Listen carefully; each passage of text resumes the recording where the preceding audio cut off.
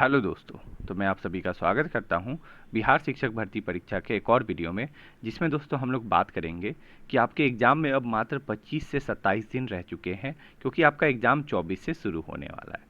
तो हम लोग देखेंगे कि आपका स्ट्रैटेजी क्या हो सकता है कि 25 दिनों में आप अपना एग्ज़ाम कैसे निकाल सकते हो। अगर यहाँ से दोस्तों अगर आपको अभी भी डाउट है, अभी भी आप अच्छे से पढ़ाई नहीं कर पाए हो, तो अभी भी आपके पास पूरा मौका है कि आप 25 दिनों में जो है एग्ज़ाम निकाल सकते हो। ठीक है, जो मैं बोलूँगा आप उतना कर लो, आपके जो है 80 से 90 नंबर के आसपास आप इजीली अटेम्प्ट कर लोगे।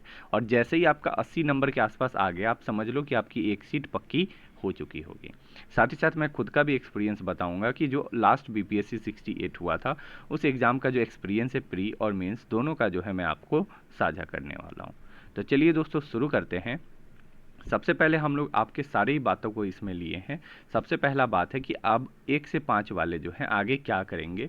इट मीन्स जो है उनकी तैयारी जो है क्या करेंगे, कैसे वो करेंगे, क्योंकि वैकेंसी जो है बहुत ज़्यादा जो है फॉर्म फिल हो चुकी है और वैकेंसी आपके 80,000 है। ठीक है, साथ ही साथ जो फॉर्म फिल हुई है तो आपकी कंपटीशन क्या होगी बाकियों से, जो बाहर से जो आ रहे हैं उनके बीच और आपके बीच कंपटीशन क्या होगी वो देखेंगे।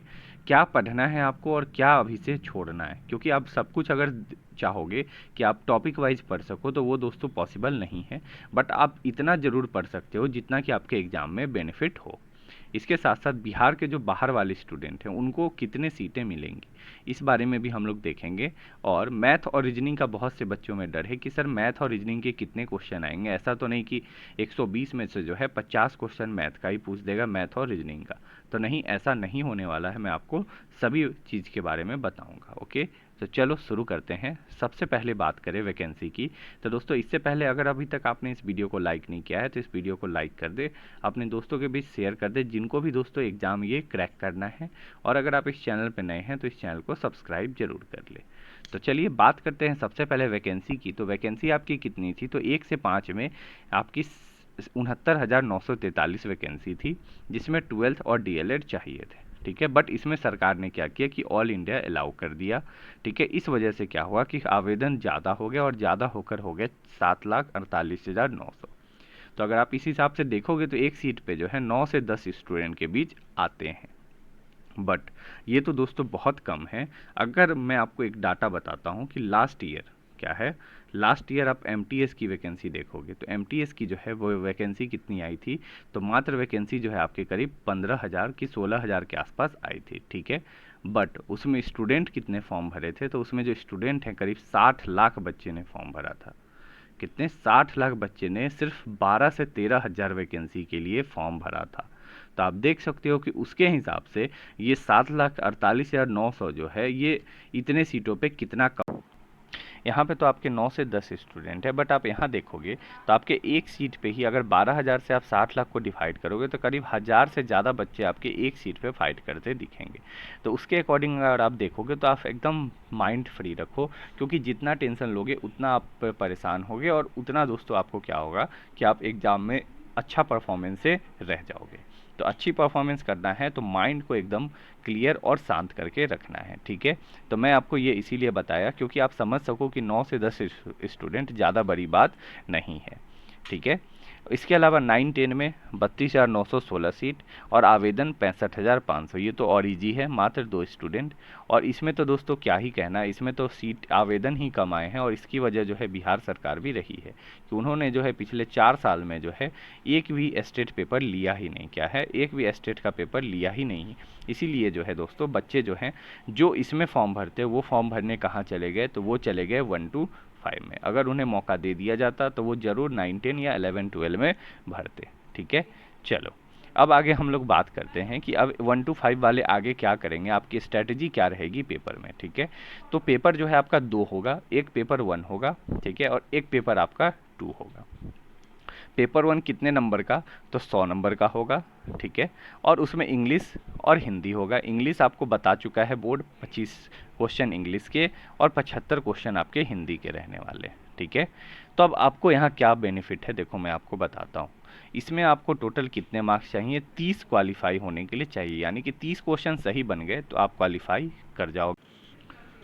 अब 30 क्वेश्चन में अगर आप चाहो तो आप जो है इंग्लिश के, आपको नहीं भी अगर कुछ आता हो, अगर आप नहीं भी आता हो या फिर आप अभी जो है आप करेंट में इंग्लिश पढ़ने में अगर पॉसिबल नहीं भी हो, तो दोस्तों आपको क्या करना है, बस आप जब सेट प्रैक्टिस करोगे ना, तो सेट प्रैक्टिस में जो क्वेश्चन रहेगा उससे, या फिर एक कंप्रीहेंशन वाला पैसेज आता है जिसमें क्या होता है कि आपको रीड करके और आंसर उसी में रहता है, तो आप उसका जो है आप 5 से 10 नंबर के आसपास तो ज़रूर वहाँ से ला सकते हो, ठीक है। और वैसे भी इसमें क्या है कि निगेटिव मार्किंग नहीं है, तो जब निगेटिव नहीं है तो आपको 100 में से 100 को टिक करके आना है कि आपका सारा के सारा क्लियर हो जाए। और ऐसा इसीलिए क्योंकि अगर आपके 30 क्वेश्चन सही नहीं होते हैं तो आप ये समझो कि आपका पेपर 1 क्वालिफाई नहीं हुआ, तो आपके पेपर 2 में कितने भी अच्छे नंबर आ जाएं उससे कोई फ़र्क नहीं पड़ता, पेपर 1 आपका ज़रूरी है। तो 5 से 10 नंबर आपके इंग्लिश में उससे आ गए, आप पढ़ के आंसर निकाल सकते हो। ठीक उसी तरह हिंदी में भी आपका आएगा कंप्रीहेंशन वाला, जिसमें आप 5 से 10 क्वेश्चन आप वहाँ से भी निकाल सकते हो। फिर विलोम शब्द, फिर आपका पर्यायवाची शब्द, ये सारे जो शब्द आएंगे हिंदी में वो आप उसको आसानी से निकाल सकते हो। तो इस तरह आप देखो तो आपके 30 क्वेश्चन के आसपास तो आप इस पे पहुंच जाओगे, ठीक है। और जब इस पे 30 क्वेश्चन पहुंच गए तो आपका क्लियर हो जाएगा, ठीक है। और बात करें इसमें आपको समय कितना देना है पढ़ने के लिए, तो अगर आप समय की बात करो तो रोज़ाना जो है आपको बस इस इंग्लिश प्लस हिंदी में मिलाकर आपको जो है कितना देना है, तो 1 से 2 घंटा आप बस दे दो। कितना है, 1 से 2 घंटा आपको यहाँ देना है, ठीक है। और बाकी जो भी आपके 6 घंटे के आसपास है वो आपको सेकेंड पेपर में देना है। ऐसा क्यों, तो आपको जो है आपका एग्ज़ाम अब मात्र 25 दिन रह चुका है।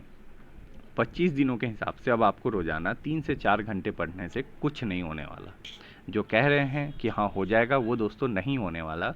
3 से 4 घंटे में कुछ नहीं होने वाला, आपको अपना जी जान लगाना होगा और आपको जो है कम से कम आपको 7 से 8 घंटे पढ़ना ही होगा, ठीक है। आप इसको एक्स्ट्रा भी बढ़ा सकते हो, आप जो है इसको एक्स्ट्रा करके आप 8 से 9 घंटे भी कर सकते हो, बट उससे कम तो नहीं चलेगा, ठीक है। जो कह रहे हैं आप उनकी बात मत मानो, आप अपने पे भरोसा रखो और अपने तरीके से पढ़ो, ठीक है। इसके बाद बात करें सेकेंड पेपर में जो 120 मार्क्स है, ठीक है, क्या है 120 मार्क्स है, तो इसमें क्या है आपका मैथ है, रीजनिंग है, GK GS EVS current affair और बिहार का जो जीके है वो सारा इसमें शामिल है। तो अगर मैथ और रीजनिंग की बात करोगे तो मुझे ऐसा लगता है कि मैथ के क्वेश्चन जो हैं आपके मैथ और रीजनिंग के मिलाकर 30 से 35 क्वेश्चन के आसपास इसके आने वाले हैं, ठीक है। कितने, 30 से 35 के आसपास इससे मिलकर आएंगे। और जब इतना इधर से आ गया आपका 30 क्वेश्चन के आसपास, तो बाकी कितना बचा, 90 क्वेश्चन, ठीक है। इस 90 क्वेश्चन में जो है सबसे ज़्यादा किसका यहाँ पे रहेगा, तो एक तो बिहार जीके, क्या है, एक तो बिहार जीके के जो है आपका कम से कम इसमें 20 क्वेश्चन बिहार के जीके का, प्लस करेंट अफेयर का आप लेके चल लो, आपके कितने, करीब 15 क्वेश्चन के आसपास करेंट अफेयर के आपके आ सकते हैं, ठीक है। तो हो गए कितने, 35।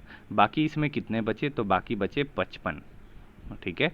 अब 55 नंबर में आपको जीके जीएस और ईवीएस ये तीनों आपसे पूछ सकता है, क्या, जीके जीएस और ईवीएस ये तीनों से पूछ सकता है, जिसमें ईवीएस जो है वो आसान होता है, जिन्होंने सीटेट का पेपर दिया होगा उनका ईवीएस पहले से अच्छा भी होगा, तो ईवीएस आसान होता है एज कम्पेयर टू जीके और जीएस। तो इसमें मिलाकर आपके हो गए 55। अब आपको जो है टोटल कितने लाने हैं, 80 के आसपास नंबर चाहिए। 80 नंबर के लिए क्या करना होगा, रीजनिंग का जो क्वेश्चन होता है वो आपके एज कम्पेयर टू मैथ वो आसान होता है, क्या होता है, आसान होता है। तो जब आप रीजनिंग का क्वेश्चन देखोगे तो रीजनिंग का क्वेश्चन आप बना पाओगे, ठीक है। और अगर आप सेट प्रैक्टिस रोज़ाना आज से शुरू कर दोगे तो मुझे ऐसा लगता है कि आप जो है मैथ और रीजनिंग दोनों में करीब नहीं भी तो आप 15 नंबर के आसपास, 15 नंबर के आसपास ज़रूर ले आओगे 30 क्वेश्चन में से, ठीक है। 15 के आसपास आपका वहाँ से बन गया। बिहार जीके, आप बिहार के हो तो आपके लिए बेनिफिट है, क्योंकि आप बिहार के हो तो आपको जीके आती होगी, तो 20 में से मैं मान के चलता हूँ 15 आपको यहाँ बन जाए, तो आपके 15 और 15 30 क्वेश्चन तो यहाँ से हो गए बिहार जीके और आपके मैथ और रीजनिंग मिलाकर, ठीक है। अब 30 यहाँ से हो गए, अब आपके बचे कितने, तो अब आपको लाना है और आपको 40 से 45 नंबर और चाहिए, आप पहुँच जाओगे आराम से 70 प्लस, ठीक है। 40 क्वेश्चन और आपको सही करने हैं, तो जो रेगुलर आप सभी में से न्यूज़पेपर पढ़ रहे होंगे या फिर अगर नहीं भी पढ़ रहे हो तो आज से आप पढ़ने की आदत डाल लो। अगर आज से भी पढ़ने की आदत आप डाल लोगे और जो भी आपके प्रीवियस जो आपके 6 महीने के जो करेंट अफेयर है, खासकर कि बिहार का आपको और ध्यान रखना है, बिहार से रिलेटेड अगर कोई भी हो तो बिल्कुल ध्यान रखना है। तो अगर आप वो देख लोगे तो आपका जो है कितना हो जाएगा, यहाँ से 10 नंबर आप कर सकते हो, ठीक है। तो कितना हो गया, 15 15 30 और 10 40 आपके हो गए। अब आपके 30 नंबर के आसपास और बचे, ठीक है। 55 में से आपको 30 और चाहिए, और ये भी ख्याल रखना है कि निगेटिव नहीं मारना है। तो निगेटिव नहीं मारना है, इसीलिए मैं जो हूँ यहाँ सिर्फ 15 लिया हूँ आपका 30 में से, यहाँ 20 में से 15 और यहाँ आपके 15 में से 10 लिया हूँ। इसीलिए बिहार में 15 लिया हूँ 20 में से, क्योंकि इसका वजह है कि आप बिहार के हो। ठीक है। अब यहाँ जो 55 बचा, इस 55 में ईवीएस आपका कम से कम 10 नंबर पूछेगा, आसान आता है, आप इजीली बना सकते हो। तो आप और जोड़ो तो आपके हो गए 50। ठीक है। अब 50 हो गए, अब आपके बचे जीके और जीएस में। ठीक है। और जीके जीएस के जो मैं प्रैक्टिस सेट आपके लिए जो लाया हूँ, जो करवा रहा हूँ, आप वहाँ से प्रैक्टिस सेट अगर करोगे तो मुझे ऐसा लगता है कि जो ये 55 नंबर है, 55 में आपके 30 से 35 नंबर आप यहाँ पे आराम से सही कर लोगे। कोई वैसा एकदम हार्ड लेवल का क्वेश्चन आपसे नहीं पूछने जा रहा, क्योंकि मैंने बीपीएससी के एग्ज़ाम दिया है और उसमें मैंने देखा है कि बीपीएससी के एग्ज़ाम में जो सवाल आता है, ठीक है, और ये जो टीचर का है, इन दोनों के क्वेश्चन में अंतर बिल्कुल रहने वाला है। हाँ, ऑप्शन भले ही इसमें भी 5 मिलेंगे, बट अंतर बिल्कुल रहेगा दोनों के क्वेश्चन में। ये बात आप बिल्कुल लिख कर ले लो, क्योंकि ये जो है आपका किस लेवल का एग्ज़ाम आप दे रहे हो, तो 12th तक के लेवल का दे रहे हो, बट बीपीएससी जो है वो ग्रेजुएशन तक के लेवल का एग्ज़ाम लेती है। ठीक है। तो आपको इस बात का बिल्कुल ध्यान रखना है। और प्लस बीपीएससी जो है वो 150 लेती है नंबर का, और ये 120। ठीक है। तो जैसे मैं आपको बताया कि 15 यहाँ से, 15 यहाँ से 30, 10 40, 40 और 30 यहाँ से आप लोगे 70। अगर 30 आया तो 70, 35 आया तो 75। इट मीन्स आपके जो हैं 120 क्वेश्चन में आप 75 क्वेश्चन तो आपको दोस्तों बन ही रहे हैं। इसके लिए बस आपको क्या करना है कि थोड़ा सा मेहनत करना है। आपको जो अपने पढ़ाई का समय है उसको बांटना है। बांटना कैसे है, तो मान लो आपको 8 से 9 घंटे जो पढ़ना है, तो 8 से 9 घंटा में आप 1 घंटा दे दो आप हिंदी इंग्लिश को, हिंदी और इंग्लिश को 1 घंटा दे दो। ठीक है। हिंदी और इंग्लिश के बाद अब आपके पास बचे कितने, 7 घंटे। 7 घंटे को जो है आप जो है इसको स्लॉट में बांट लो। कैसे, एक स्लॉट आप ले लो यहाँ पे आपका 2 घंटा, एक ले लो 2 घंटा, और एक ले लो 3 घंटा का स्लॉट। आपको जो है क्या करना है, 1-2 घंटा आपको देना है कहाँ, तो एक आपको देना है टेस्ट में। किस में देना है, टेस्ट में। प्रैक्टिस सेट जो है आप या तो रुक्मणी की बना सकते हो, किरण की बना सकते हो, या फिर आप चाहो तो एडुटेरिया की बना सकते हो। ठीक है। इसके बाद 2 घंटा आपका यहाँ हो गया। ठीक है। आपको ये जैसे चेंज करके देना है। आप मंडे को अगर दिए 120 मार्क्स का, तो अगले दिन आप 100 मार्क्स का हिंदी और इंग्लिश दोगे। तो इस तरह एक दिन अलग अलग करके आप ये दे सकते हो। ठीक है। दूसरा जो आपका 2 घंटा बचा, इस 2 घंटा में आपको क्या करना है, तो 1 घंटा आप दे दो मैथ और रीजनिंग को। जिनका कमज़ोर है वो 2 घंटा भी दे सकते हो, कोई दिक्कत नहीं है। अगर आप 2 घंटा यहाँ मैथ और रीजनिंग को दे दोगे तो आपके पास बचेगा 3 घंटा। और 3 घंटा में आपको क्या करना है, तो 3 घंटा में 1 घंटा आप दे दोगे Bihar GK plus current affairs को दे दो, और 2 आवर जो आपका बचा वो आप दे दो किसको, तो एसएसटी और साइंस को दे दो। अब एसएसटी साइंस को दे दोगे तो आपके पास जो है फिर कितना समय बचा, तो आपके पास अब जो है समय कुछ भी नहीं बचा। 1 घंटा आप हिंदी इंग्लिश दे दिए, 1 घंटा आप टेस्ट सीरीज दे दिए 2 घंटा। ठीक है। फिर आप उसके बाद 2 घंटा मैथ प्लस रीजनिंग पढ़ लिए, और 3 घंटा में 1 घंटा बिहार के करेंट अफेयर्स और जो भी आपके करेंट अफेयर है वो, और 2 घंटा एसएसटी और साइंस पढ़ लिए। इस तरह करके आपका 8 से 9 घंटा का जो है टाइम टेबल बन गया।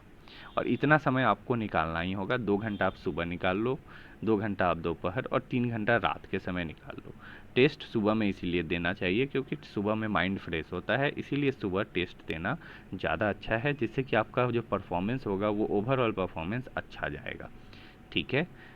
इसके बाद अगर हम लोग बात करें कि आपको क्या पढ़ना चाहिए और क्या नहीं पढ़ना चाहिए, किस टॉपिक पे ज़्यादा ध्यान देना चाहिए, तो सबसे पहले अगर हम लोग बात करें तो बिहार में जो जनगणना से रिलेटेड जो आपके सवाल होंगे वो, ठीक है। फिर उसके बाद आपसे जो बजट बिहार का है, बजट बिहार से सवाल आपके बीपीएससी में जैसे मैंने दिया था तो वहाँ बजट से सवाल डायरेक्ट आया था, और वो भी डाटा वाला सवाल था। ठीक है। कि कितना परसेंट कम हुआ, कितना परसेंट ज़्यादा हुआ, इस तरह का सवाल। ठीक है। फिर आपसे एक पूछेगा क्या, तो जो भारतीय राष्ट्रीय आंदोलन है, इट मीन्स 1857 के बाद से जो क्रांति शुरू हुई है, कब से 1947 तक जो चली है, इसमें जो भी चीज़ें हैं, जैसे वायसराय कौन है, कांग्रेस के कितने अधिवेशन हुए हैं, कौन कांग्रेस के अधिवेशन के अध्यक्ष थे, कितने वायसरॉय और प्लस गांधी जी ने कौन कौन से आंदोलन चलाया, किस समाज की स्थापना किसने की, कब की, ठीक है। 1857 की क्रांति में जो है किस जगह का नेतृत्व किसने किया, जैसे बिहार से, चंपारण से नेतृत्व किसने किया था, तो आपको पता होना चाहिए वीर कुंवर सिंह आपका आंसर होता, ठीक है। तो इस तरह करके आप 1857 की क्रांति ये सब के बारे में पढ़ लें, ठीक है, क्योंकि आपका हिस्ट्री में जो मुख्य आपका आएगा यहीं से आएगा। फिर अगर आप पॉलिटी की बात करोगे तो पॉलिटी में कहाँ से आएगा मैं आपको बताता हूँ। पॉलिटी का जो सवाल है ये आपका मुख्य रूप से आएगा अनुच्छेद से। कहाँ से आएगा? अनुच्छेद से। अनुच्छेद में जैसे आपके जो मौलिक अधिकार हैं, ठीक है, मौलिक कर्तव्य आपके, फिर उसके बाद आप डीपीएसपी देख लो, डीपीएसपी के बाद राष्ट्रपति, राष्ट्रपति के बाद आपको कुछ और ध्यान रखना है, कुछ इम्पोर्टेंट जो अनुच्छेद होते हैं, जैसे आपके महालेखा परीक्षक का कौन सा अनुच्छेद है, यूपीएससी के अध्यक्ष कहाँ हैं, किसी राज्य के बारे में जो है किस अनुच्छेद में है, उस तरह के राज्यपाल के बारे में कहाँ है तो 152, इस तरह करके जो है आपको ये ध्यान रखना है, ठीक है। अब इसके बाद बात करें तो अनुच्छेद अगर आप इसका कंप्लीट कर लिए, और एक और चीज़ कि संविधान में संशोधन जो मुख्य रूप से आपके हुए हैं, ये वीडियो मैंने डाल रखा है अनुच्छेद से संबंधित। एक पॉलिटी का 200 क्वेश्चन का वीडियो है जो कि मैंने एसएससी के लिए कराए थे, बट वो आपके लिए भी इम्पोर्टेंट रहेंगे, आप उसको ज़रूर चेकआउट करें, ठीक है। उसमें सारे अनुच्छेद और सारे इम्पोर्टेंट अमेंडमेंट्स मैंने कवर करा रखे हैं, ठीक है। इसके बाद जियोग्राफी की बात करें तो जियोग्राफी में क्या करना है आपको, तो जियोग्राफी में आपको लूसेंट का किताब खोलना है। क्या खोलना है? लूसेंट का किताब। और उसमें जो भारत की जो ज्योग्राफी है, इंडियन ज्योग्राफी, ठीक है, उसका आपका शुरू का 20 के आसपास पेज जो है, 20 पेज के आसपास जो है आपको उसको रीड कर लेना है पूरा को। अभी से आप रोज़ करें एक एक रीड, आपका वो हो जाएगा 20 पेज के आसपास आप रीड करें। प्लस बिहार की ज्योग्राफी कि बिहार के साउथ में कौन सा राज्य है, वेस्ट में कौन सा राज्य है, सबसे पूर्वी छोर पे कौन सा है और पश्चिमी छोर पे कौन सा है, या फिर बिहार की जो कुल क्षेत्रफल है वो कितनी है, बिहार में कुल कितने मंदिर हैं, इस तरह का जो सवाल है आप ये देख लो, ठीक है। तो उससे आपका ज्योग्राफी कंप्लीट हो जाएगा, ठीक है। और साइंस की बात करें क्या है, इसके बाद अगर हम लोग साइंस की बात करें तो साइंस में आप क्या कर सकते हो, तो साइंस में आपके पास ऑप्शन है, साइंस के लिए जो है मैं आपके लिए जो है एमसीक्यू कराऊंगा। क्या कराऊंगा? एमसीक्यू की प्रैक्टिस साइंस का कराऊंगा, मिक्स क्वेश्चन की प्रैक्टिस।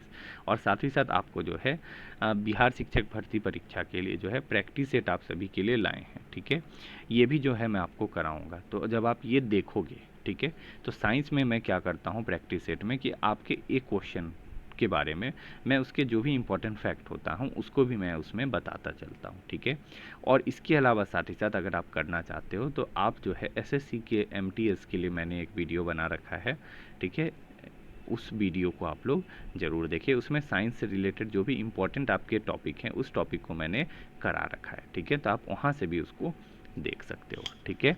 साथ ही साथ बात करें तो आप सभी के लिए जो प्रैक्टिस सेट चला रखा हूँ ये भी आपके पास मैंने बताया, आपके पास ऑप्शन है, आप इस प्रैक्टिस सेट को भी देख लो। इसमें भी मैं जो हूँ पूरी अच्छे तरीके से आपको समझाता हूँ, प्रत्येक क्वेश्चन के जो भी इम्पोर्टेंट फैक्ट होता है उसको बताने का कोशिश बिल्कुल करता हूँ।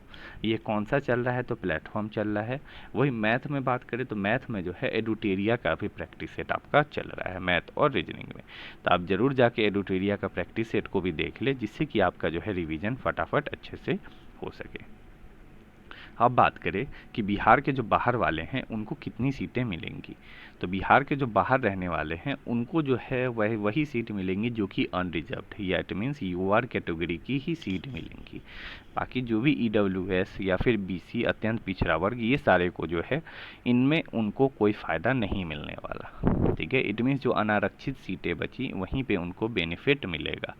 तो अनारक्षित सीटें कितनी हैं, तो अगर आप देखोगे तो आपका सीट जो है वो यहाँ देखोगे तो आपका है 15,947 और यहाँ है 16,040 सीट है। तो इन दोनों में ही जो है उनको मौका मिलेगा जो बाहर से हैं। कहाँ से? जो बाहर यूपी से या फिर अन्य किसी भी स्टेट से आए हैं, तो उनको मौका उसी में मिलेगा जो कि अनरिजर्व क्लास है। और हाँ, उन्हें महिला में भी जो है चांसेस है मिलने का मौका, बिल्कुल ऐसा कुछ तो नहीं बताया गया, बट जो है अनरिजर्व कैटेगरी सभी के लिए होती है। तो इसके अकॉर्डिंग जो है इन दोनों में उनको मौका मिलने जा रहा है। ठीक है। इसके अलावा अगर हम लोग बात करें आगे कि मैथ और रीजनिंग का डर आपका कैसे ख़त्म होगा, आप क्या करोगे कि मैथ और रीजनिंग का जो है डर आपका ख़त्म हो जाए, तो क्या होगा बताता हूँ। मैथ जो मैं प्रैक्टिस सेट करा रहा हूँ, आप उस प्रैक्टिस सेट को लगाओ। क्यों? क्योंकि जो भी आपका क्वेश्चन आएगा उस क्वेश्चन से रिलेटेड अगर कोई फॉर्मूला यूज होगा तो मैं उसको ज़रूर आपको बताता चलता हूँ। ठीक है, प्रैक्टिस सेट लगाओ। इसके अलावा जो है अगर आपको किसी प्रकार का किसी टॉपिक में कोई दिक्कत है, सिर्फ मैथ नहीं, मैथ रीजनिंग साइंस किसी में भी किसी प्रकार का कोई भी टॉपिक जो आपको नहीं समझ आ रहा हो, जैसे प्रतिशत या फिर लाभ हानि या फिर दोस्तों कोई भी अलग आपका कोई टॉपिक अगर ना समझ आ रहा हो, तो आप जो है मुझे कमेंट करें। क्या करें? कमेंट करें। मैं उस टॉपिक को जो हूँ आप सभी के लिए स्पेशली कराने की पूरी कोशिश करूँगा। ठीक है। और रीजनिंग, तो रीजनिंग से मत डरो आप, रीजनिंग बहुत आसान आएगी, रीजनिंग आप इजीली कर लोगे। एक दो टॉपिक है जो कि आपको हार्ड लगेगी, जैसे सीरीज का जो क्वेश्चन होता है वो एक हार्ड हो जाता है। सीरीज के बाद एक क्वेश्चन आपका जो है ये जो कैलेंडर का क्वेश्चन होता है वो आपका थोड़ा हार्ड हो जाता है। बस एक से दो टॉपिक है जो आपका हार्ड है, बाकी रीजनिंग का क्वेश्चन जो है वो आसान आता है, आप इजीली अटेम्प्ट इसका ले सकते हो। ठीक है।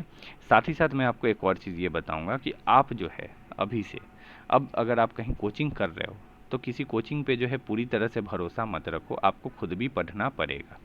अगर आप कोचिंग जा रहे हो, ठीक है, जा रहे हो कोचिंग, कोई बात नहीं, आप जाओ, लेकिन जो है आप उस पे भरोसा आपको नहीं रखना है, आपको खुद से पढ़ना है। और अगर वहाँ समय आपका वेस्ट हो रहा है तो फिर आप घर पे ही पढ़ो, कोचिंग छोड़ भी सकते हो। ठीक है। फिर अगर बात करें तो आपको जो है पैनिक नहीं होना है किसी भी सिचुएशन को लेकर कि अब जो है हाँ 25 दिन बचा, अब जो है 20 दिन बचा।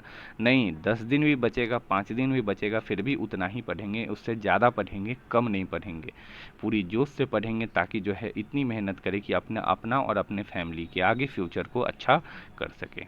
ठीक है।